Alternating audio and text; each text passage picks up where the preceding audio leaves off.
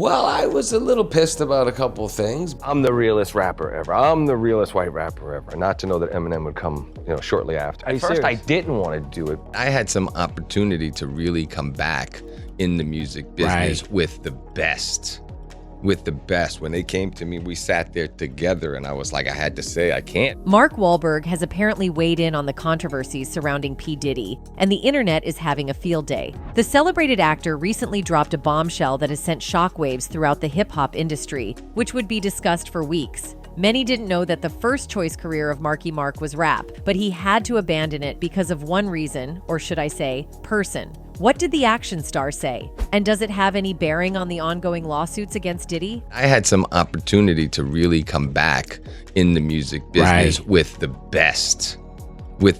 When they came to me, we sat there together and I was like, I had to say, I can't. Actor Mark Wahlberg has added salt to Diddy's injuries as the embattled CEO of Bad Boy Records undergoes investigations for several crimes. A few days ago, operatives from Homeland Security raided his New York and Los Angeles homes, turning them upside down. It isn't clear what the officers are looking for, but aerial footage from notable news outlets showed the operatives going through documents, phones, laptops, and other electronics. Though Homeland Security has remained tight-lipped about the whole situation, word on the streets suggests that the numerous lawsuits against Diddy triggered the unannounced search. For now, Diddy could do with some peace and quiet, at least as he's suffered trolls and lawsuits since last November. However, many people are bent on giving him hell, considering what he's allegedly done to his victims. One of such, according to the grapevine, is actor Mark Wahlberg. Marky Mark, as he is affectionately called, is rumored to have said that he quit the rap industry because of Diddy. Yes, you heard right. The official story is that Marky Mark wanted to be a rapper,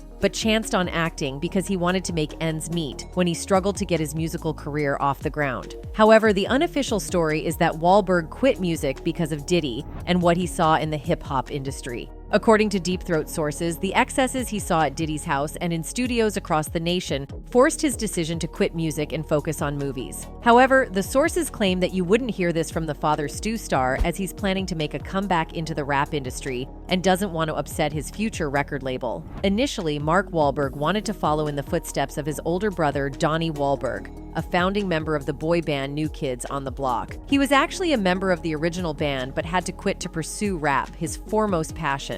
He founded Marky Mark and Funky Bunch with his friends Hector the Inspector, Ashley Ace, and DJ T in 1991. The group went on to release the first project, Music for the People, earning a hit with their single Good Vibrations. Many fans started warming up to the new group and their rap as it resonated well with them. They also enjoyed another hit with their second single, Wild Side, which peaked at number 5 on the Billboard Hot Singles sales chart, getting a gold certification in the process. Things were going great for the group when they opened for the New Kids on the Block during their last tour. Marky Mark and the Funky Bunch began to spread their wings when they launched their own video game, but the venture received relative success compared to their music. Undeterred, the group released their second LP, You Gotta Believe. However, it didn't yield the success that their debut album achieved, getting only a minor hit single with their title track. Things began to go downhill for the group as they struggled to hit the initial heights they achieved when they first started. In 1992, Mark Wahlberg made things worse for the group when he co-signed Shabba Ranks' comments that people should be crucified. The gay community rose up in arms against the rapper and called for his cancellation. They requested all the brands to drop him as an ambassador and discouraged fans from patronizing his music. His comments brought him so much heat that he had to relocate to Germany to revive his music career. In Germany, the burgeoning rapper signed with East West Records and worked with the late reggae artist Prince Idol Joe. Finally, Marky Mark breathed new life into his music and his career took off once again. His track United became a hit in Germany, topping several of their local charts and earning immense praise from fans and critics. Seeing how their initial project was well received by the Germans, Wahlberg and Prince Idol Joe teamed up for a second project, the remix album, in 1995 under Ultraphonic Records. His success in Germany allowed him to put together a musical act called One Love with him as its producer and also sometimes its lead singer. He also started production on a third studio album. He featured in their song titled That's the Way I Like It, which received relative success compared to his own projects. Soon, his label started pushing him in the direction that he didn't want to go. They wanted him to have a tougher outlook, similar to Eminem, and do gangster rap, but the young Marky Mark's head was in another space. He had served time in jail for attempting to eliminate Johnny Trin, a Vietnamese-American veteran who fought alongside the American forces in the Vietnam War. He was sentenced to 2 years in jail, but only served 45 days due to his release. Now a changed person, Marky Mark wanted to do music that would positively influence his fans and unite all the racial classes in America. However, his music label didn't want that. They wanted a street persona that would talk about sleeping with women, doing beefing with his mother, and calling out anybody who disagreed with him. In an interview, Wahlberg stated that he would have succeeded if his label had bought into his idea. "I think I could have been a lot more successful had I been allowed to do what I wanted to do. I think the record company had one specific idea, and they wanted to go for that," Wahlberg explained. Initially, he went with the labels, especially because his brother Donnie was successful and he was broke. "I had just gotten out of jail and I wanted to make a record. I saw my brother making millions of dollars and I'm still struggling, so I kind of compromised a little bit." However, the two parties continued to argue about the direction that they wanted Wahlberg to take until he reached a breaking point and decided not to cave in to the demands of his label. "But when they continued to push me further in the opposite direction, that's when I decided not to make another record and to wait out my contract," Mark said. Apparently, Mark had seen enough evil, debauchery, and corruption in the industry and decided he didn't want to be a part of it. He had lived through the disastrous East Coast-West Coast rivalry that claimed the lives of two of the finest rappers of their era, Tupac and Biggie Smalls. He had seen the havoc that people like Diddy had wreaked on the lives of men and women in the industry, and he wanted to chart a new course. Officially, Diddy and Mark Wahlberg crossed paths somewhere in around 2013 when the two launched a high-performance alkaline water. The business took off to a bright start and is currently performing well on the market. However, word on the street suggests that the two men met when Marky Mark was desperately trying to revive his music career after leaving his East-West record label. He was looking for a fresh start, a positive start, far away from his checkered past, and he thought Bad Boy Records was going to help him. Now, the reason Mark didn't end up as a Bad Boy signee is subject to many speculations, one being that Diddy allegedly requested a head. Now, that might sound unusual and a completely fabricated story, but it could be a distant possibility if Jaguar Wright's words are anything to go by. A few years ago, the I Can't Wait singer alleged that Diddy was in the business of sleeping with new male artists who came to him for financial help. She narrated a story of a lawyer who worked for Bad Boy Records, but had to quit because she chanced on Diddy receiving head from singer and actor Christopher Williams. According to her, the female lawyer went up to Diddy's office to get some papers signed. On getting there, she realized the door opened and she invited herself in, only to see Williams kneeling in between Diddy's legs. The lawyer quickly got out of the room, leaving the two men to do their own thing. Throughout the whole of that day, Diddy didn't say anything to the lawyer. However, he confronted her the following, asking her about what she had seen in his office. The petrified lawyer then asked why the CEO didn't lock his office door before getting down to business. This question apparently infuriated Diddy, who claimed that the building that housed his office was his and he could do anything anywhere in the building, and no one could question him. He replied, "I'll do whatever the F I want to do in my building. It's power, see," Diddy purportedly told the lawyer. "If I could make a man my D, I could make people do anything for money." Wright continued her narration. "She was a wonderful woman and she was a brilliant attorney and she thought she was signing up for the ride of her life," she continued. "You know, she was going to be head of legal at Bad Boy Entertainment and be a female, like that was a big deal, until she accidentally walked in on her boss's office and caught him getting head from a movie star, which he said was done for nothing more than an exercise of power." R&B singer Chris Brown appeared to echo Jaguar Wright's sentiments when he stated that he got rejected by Diddy because he didn't dance. Many fans thought that the superhero singer meant literal dancing, which he's extremely good at. However, other fans believe that Chris Brown's use of the word dance had an underlying meaning that wasn't apparent to the casual listener. According to them, the No Guidance singer meant he didn't dance to Diddy's music, which involved sleeping with him. Now, given the backdrop of what allegedly happened to Christopher Wallace at Diddy's office, the fans couldn't be further from the truth. Besides, Chris wouldn't be the only one to have asserted that Diddy wanted his derriere before signing him. A pending court case filed by music producer Rodney Jones Jr. alleged that Diddy tried to force him into S-acts when he worked with him. Rodney Jones, who goes by the nickname Lil Rod, explained that the music mogul attempted several times to lure him into his bed, but he resisted. To convince him, the music mogul stated that he had slept with the likes of Usher, Meek Mill, and Stevie J. Now, the lawsuit didn't specifically mention Usher and Meek Mill, but gave clues that perfectly fit those musicians. The lawsuit stated that Mr. Combs had S relations allegations with a rapper who hails from Philadelphia and dated Nicki Minaj, apparently referring to Meek Mill. The suit also continued that the other recently performed at the Super Bowl and had a successful Las Vegas residency. Usher put on an awesome show at the latest installment of the Super Bowl and recently celebrated his successful Las Vegas residency. As expected, Meek Mill has denied having any relations with the founder of Bad Boy Entertainment. Taking to his social media pages, the I'm a Boss rapper wrote, "I'm from Philly, I don't do or freaky ass Molly. Nobody won't even offer me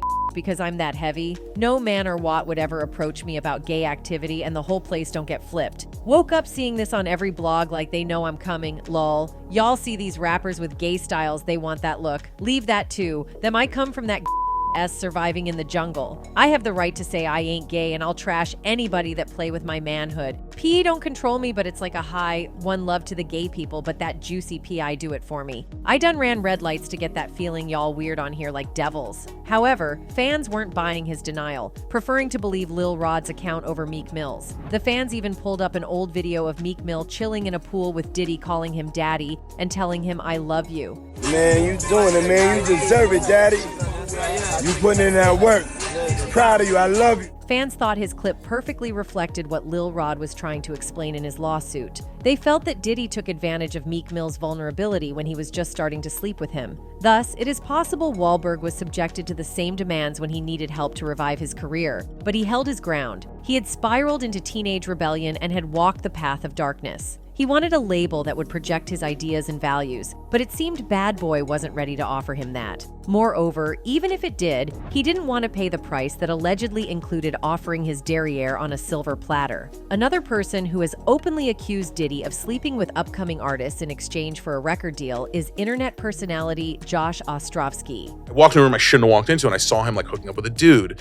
Basically, like full spooning situation. This guy Felix the House Cat, who's like a producer. Narrating the incident on the Not Skinny But Not Fat podcast, the entrepreneur explained that he saw Diddy hooking up with an up-and-coming music producer at a party in Miami. "This was something I've been talking about for years because it's now a documented thing that I saw him at a party in Miami. Some real black excellence-s that I was not deserving to be at, but I went with a DJ. I took ecstasy and ended up wandering around on some mansion on Star Island. I guess it was his mansion. It's all hot black people, and then just one moron with an afro. They're like, whose man is this?" Ostrovsky then mentioned how he chanced on Diddy spooning with the music producer. "I walked in a room I shouldn't have walked into, and I saw him hooking up with a dude, basically," he continued about Diddy. Like, full spooning situation. On seeing the situation, Ostrovsky walked out of the room to a different part of the mansion. It wasn't over yet. Diddy and his men tracked him down and allegedly him not to breathe a word of what he witnessed to any other person. However, he told the story on one podcast, and Diddy's reps contacted him to change the story and claim he was just making things up. Whatever. I then told the story on a podcast. His people called me and were like, "You need to say you were joking. Say that you're a funny guy, and you made it up for the views." No, but I did not. I saw it, and he saw me when I came in. Yes, I was a little scared because everyone in the room stopped. I opened the door and was like, "Is this the bathroom?" Everyone was like, "No, this is a room where male celebrities hook up." And then he basically had people call me and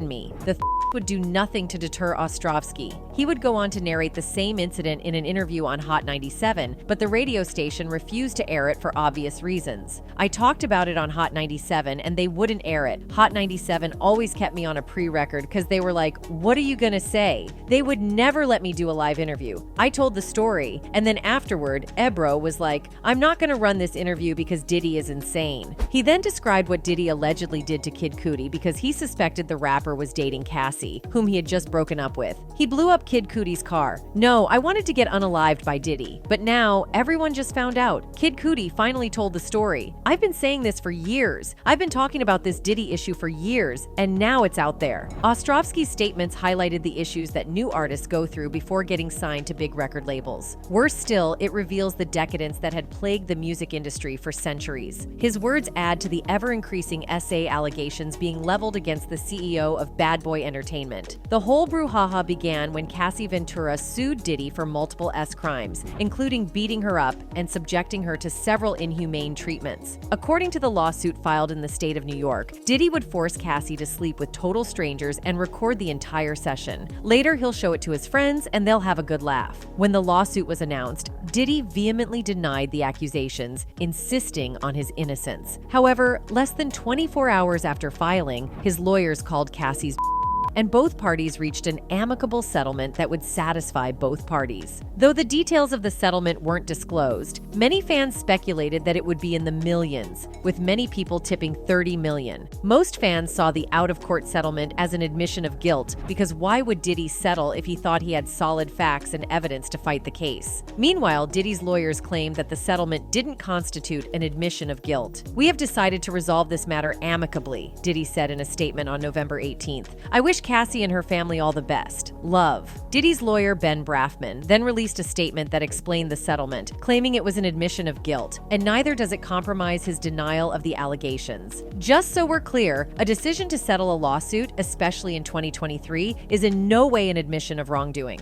he continued. Mr. Combs' decision to settle the lawsuit does not in any way undermine his flat-out denial of the claims. He is happy they got to a mutual settlement and wishes Miss Ventura the best. As if Cassie had opened the floodgates, several women filed lawsuits against Diddy, alleging that he'd SA'd them while they were drunk or high. The first woman after Cassie was Joey Dickerson Neal, who claimed that she met Diddy while she was a student at the university. According to the lawsuit, Joey and Diddy went out on a date, after which the rapper invited her to his house. On reaching the Diddy's home, she was given some drinks, which she believed were lined with illicit that made her lose control. Realizing she couldn't consent to whatever was going on, Diddy took advantage of her and slept with her. To make matters worse, the rapper recorded the entire incident and showed it to her friends. This damaged Joey's spirit and messed up her brain, causing her to spiral into depression. Thus, she had to check into rehab to help her deal with the trauma that the CEO of Bad Boy Entertainment put her through. Next was another woman who preferred to remain anonymous and thus went by the name Jane Doe. Narrating her